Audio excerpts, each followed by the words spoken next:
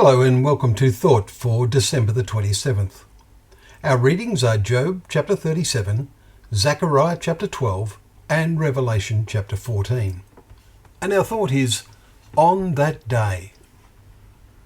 9 times we read the phrase on that day in just 15 verses in Zechariah chapter 12, through to the first 2 verses of chapter 13. We note the prelude to these pronouncements.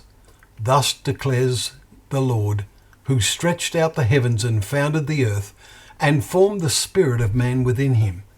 Chapter 12, verse 1. These words fascinate us as a way to announce the character of God, a declaration of his absolute almightiness as the originator of all that exists. It is the first on that day that has captivated the attention of believers throughout our lifetime. On that day, we read, I will make Jerusalem a heavy stone for all peoples. All who lift it will surely hurt themselves, and all the nations of the earth will gather against it. Chapter 12, verse 3. Jerusalem has been the centre of attention in the Middle East, attracting more and more attention of the whole world since Israel became a nation again in 1948, after being dead since AD 70.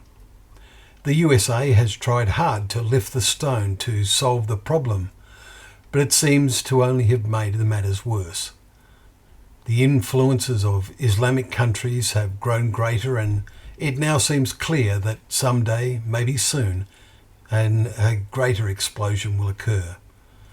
The next on that day is when God will strike every horse with panic and its rider with madness. Verse 4. Today men have invented a great variety of vehicles to replace the horse. They get around at great speed. What is this madness? We suggest it means total irrational behaviour in a situation which gets totally out of control. And we can see the events in Gaza and the Palestinians gathering momentum day after day as the world stands horrified. Now notice the declaration in the next verse. The inhabitants of Jerusalem have strength through the Lord of hosts, their God. We are strongly inclined to believe this happens because God has poured out on Jerusalem a spirit of grace and pleas for mercy, so that when they look on me, on whom they have pierced, they shall mourn. Verse 10.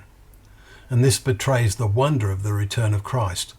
The Jews recognize their Messiah at last, but chapter 13 verses 8 and 9 appears to indicate they first experience a traumatic time when God will refine them. There is an incredible turn of events when the Lord will go out and fight against those nations as when he fights on the day of battle. And on that day his feet shall stand upon the Mount of Olives, we read in chapter 14 verse 4, from where Jesus ascended all those years ago, as Acts 1 verses 9 to 12 records.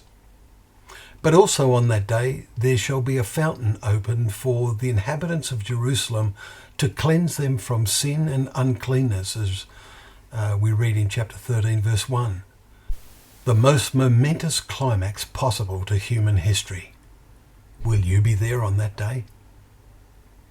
Well, thank you once again for joining us for Thought for the Day, where together we can open up the pages of God's Word, knowing that Word to be a lamp to our feet and a light to our path.